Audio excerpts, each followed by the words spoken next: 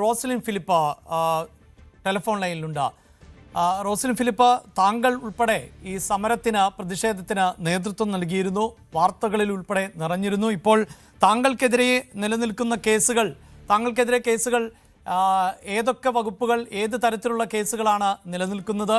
ഈ കേസുകൾ പിൻവലിക്കാത്തത് ബുദ്ധിമുട്ടുണ്ടാക്കുന്നുണ്ടോ?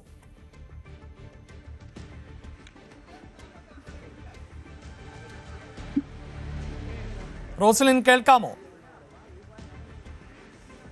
കേൾക്കാം. ഹലോ. ഈ സർക്കാർ നൽകിയ വാഗ്ദാനം എന്നത് കേസുകൾ പിൻവലിക്കും എന്നതായിരുന്നു. ഇതുവരെയും കേസുകൾ പിൻവലിച്ചിട്ടില്ല എന്നാണ് അറിയുന്നത്.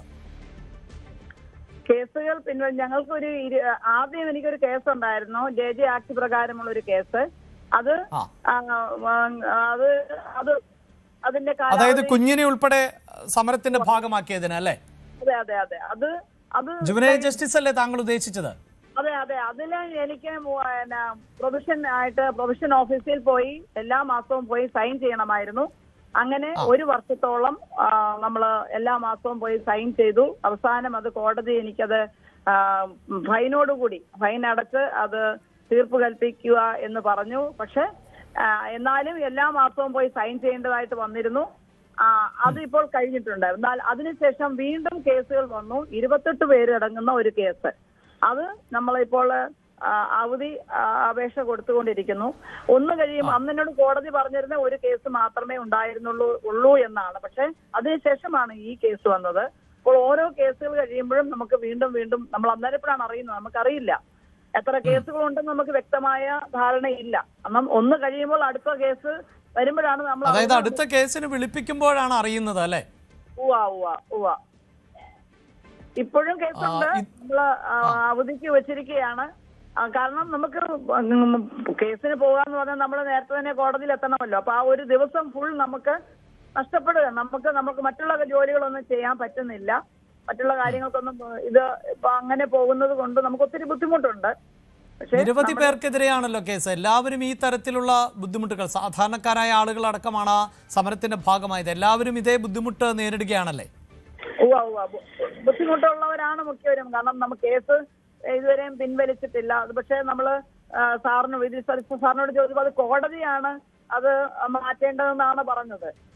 കോടതിയാണ് അതിൽ തീരുമാനമെടുക്കേണ്ടത് എന്നാണ് പറഞ്ഞത്. അല്ല, കോടതി തീരുമാനമെടുക്കുക എന്ന് പറഞ്ഞാൽ സർക്കാർ അറിയിക്കണമല്ലോ, പ്രോസിക്യൂഷൻ അറിയിക്കണമല്ലോ ഇതിൽ സർക്കാരിന് പരാതിയില്ല എന്നത്. അത് അറിയിച്ചിട്ടുണ്ടോ? അതിനെപ്പറ്റി നമുക്ക് വ്യക്തമായ ധാരണയില്ല. അല്ല, ഇതിൽ എതിർകക്ഷിയായി വരുന്നത് സർക്കാരല്ലേ? അതെ, സർക്കാരാണ്. അപ്പോൾ സർക്കാരിന് ഇതിൽ പരാതിയില്ല, ഈ കേസ് പിൻവലിക്കുന്നു എന്ന് പറഞ്ഞാൽ, ഇത് താങ്കൾ സൂചിപ്പിച്ചതിൽ ഒരു കാര്യമുണ്ട്, ഒന്നിലധികം കേസുകൾ. അത് ഓരോ കേസുകളും പിൻവലിക്കുന്നു എന്ന് തന്നെ സർക്കാർ അറിയിക്കണമല്ലോ. അങ്ങനെ അറിയിച്ചിട്ടില്ല എന്നല്ലേ മനസ്സിലാക്കേണ്ടത്? പിൻവലിക്കുന്നു എന്ന് നമുക്ക് അറിയില്ല. പക്ഷെ ഞങ്ങൾക്ക് ഇപ്പോഴും കേസുകൾ അതിന്റെ അവധി വരുന്നുണ്ട്. നമ്മൾ ആ അവധി എക്സ്റ്റെൻഡ് ഈ അടുത്ത ദിവസങ്ങളിലോ മറ്റോ അങ്ങനെ വന്നിരുന്നോ? ഏറ്റവും ഒടുവിൽ എപ്പോഴാണ് കോടതിയിൽ എത്തേണ്ടതായി വന്നത്? ഈ മാസം അല്ല, കഴിഞ്ഞ മാസമായിരുന്നു നമുക്ക് എത്തേണ്ടിയിരുന്നത്. പക്ഷെ ഞങ്ങൾ അത് അറിഞ്ഞില്ല. നമ്മൾ അഡ്വക്കേറ്റ് തന്നെ അത് അവധിക്ക് വെക്കുകയായിരുന്നു. ഞങ്ങൾ അതിനെപ്പറ്റി ഞങ്ങൾക്ക് അറിവ് ലഭിച്ചിരുന്നില്ല. കാരണം ഞാൻ ഇവിടെ ഇല്ലായിരുന്നു, ഞാൻ ഹോസ്പിറ്റൽ ആയിരുന്നുകൊണ്ട് എനിക്ക് അതിനെപ്പറ്റി അറിവ് ലഭിച്ചില്ല. അതായത് ജൂലൈ മാസത്തിൽ ഹിയറിംഗിന് വിളിപ്പിച്ചിരുന്നു അല്ലേ? ശരി, വളരെ നന്ദി റോസലിൻ ഫിലിപ്പ് ഞങ്ങളോട് പ്രതികരിച്ചതിന്.